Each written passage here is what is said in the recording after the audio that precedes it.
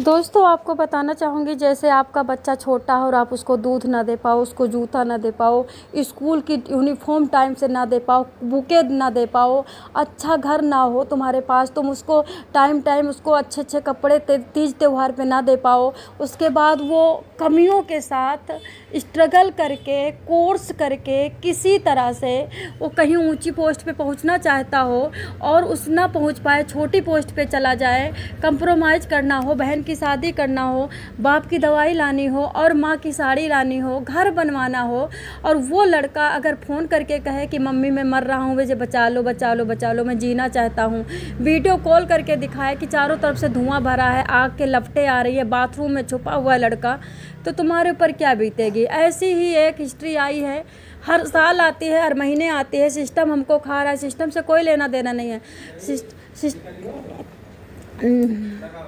System से हमें कोई लेना देना नहीं है, सिस्टम से हमको कोई लेना देना नहीं। सिस्टम का मैं तो बस नेता से यही पूछती हूँ कि जिस तरह से 14-15 बच्चे मरे हैं, इसी तरह से तुम अपना एक लड़का जला करके आग में भून करके सुअर की तरह, बकरे की तरह जैसे खाते हो मीट मांस, ऐसे दे के दिखाओ। मैं तो मानती हूँ, कह रहे हैं जाँच की जाएगी, क्या जाँच की जाएगी? अपना बच्चा उसी में जला के दिखा दो, हम जान जाएंगे कि आप अच्छी जाँच कर रहे हो। तब आपके दिमाग की जाँच होगी, आपकी बुद्धि की जाँच होगी, आपकी दया की और दिल की जाँच होगी, जब तुम रोओगे तड़पोगे अपने बेटे के लिए।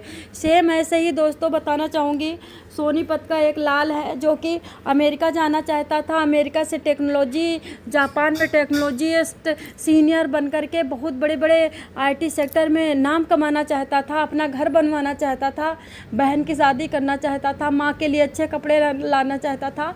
नाम क्या है? भविष्य शर्मा। जैसा कि आपको पता है, शर्मा पंडित को भारत में कहीं कुछ मिलने वाला नहीं है। शर्मा पंडित को भारत से सरकार से कोई आरक्षण नहीं है, कोई नौकरी नहीं है, कोई छूट नहीं है, किसी प्रकार का कोई हेल्प नहीं है। इनको खुद ही अपनी मेहनत मजदूरी करके आगे बढ़ना है। सबसे बड़ी बात, अगर एक नंबर कम है तो कहीं नाम नहीं लिखा जाएगा। प्राइवेट की फ़ीस इतनी ज़्यादा है। अब देखते हैं प्राइवेट कोचिंग क्या होती है, एक दरवाज़ा बना दिया, उसी में बहुत सारे बच्चे भर दिए, भूसे की तरह बच्चे पढ़ा रहे हैं, पीछे से स्पेस नहीं है, बाथरूम की जगह नहीं है, और उसी में आग लग करके बच्चे भून गए। अरे दूसरा दरवाज़ा खोल देते, तीसरा दरवाज़ा खोल देते, पीछे से बच्चे निकल जाते, आगे से बच्चे निकल जाते, तिरछी तरफ से निकल जाते। क्या कमरा था? क्या सुहागरात बनाने की सेज बनाया था क्या तुमने? चारों तरफ भी दरवाज़ा स्कूल में आप कर सकते हो। इमरजेंसी दरवाज़ा रहेगा, खोल के बच्चा भाग जाएगा।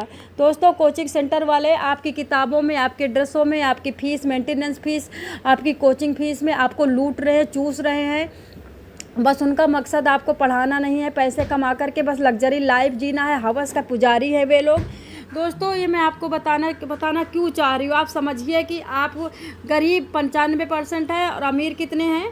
अमीर आपको मिलेंगे 5%। 5% हम पर राज कर रहे हैं और हम लोग बस खाली उनसे रो रहे हैं।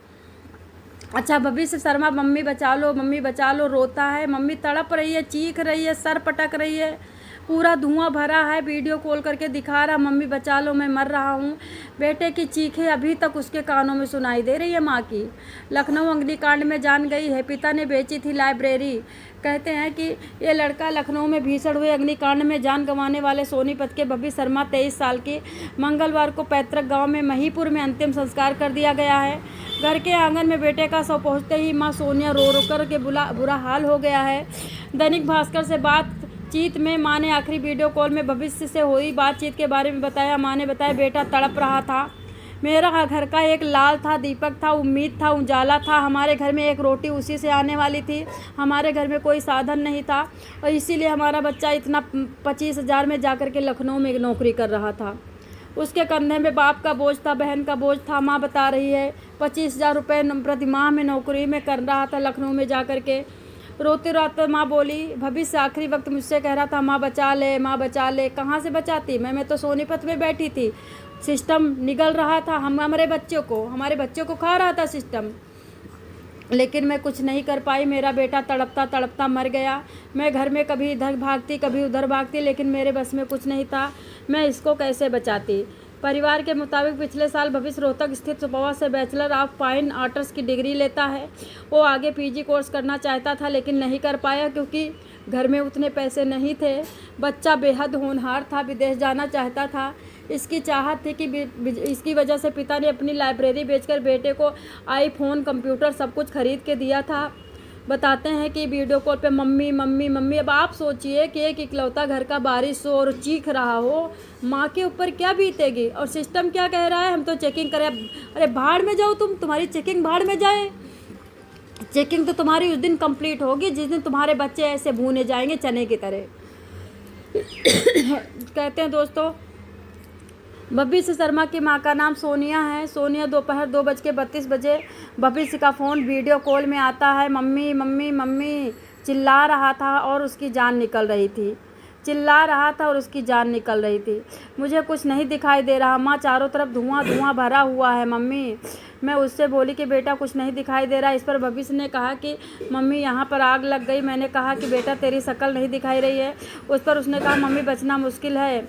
मैंने उससे कहा बेटा तू ऊपर से ही कूद जा। तब भविष्य बोला मम्मी यहाँ पर सब मरने लग रहे हैं। रोते रोते माँ ने कहा, भविष्य आखिरी वक्त तक मुझसे कहता रहा मम्मी बचा ले, लेकिन मैं कुछ नहीं कर पाई। उसके बाद भविष्य का फ़ोन बंद हो गया और वो आखिरी बातचीत बनकर रह गई।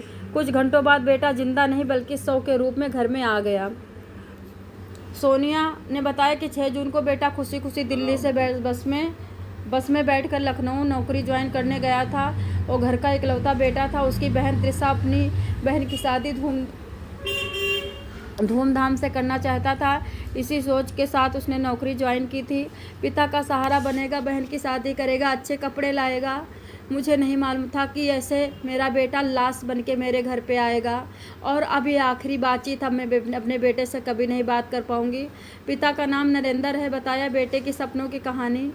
5 जून को ज्वाइनिंग लेटर आया है, 6 जून को भाग गया है और 6 जून को ही दोपहर तक मर भी गया है बच्चा और उसकी फिर लाश आ गई है।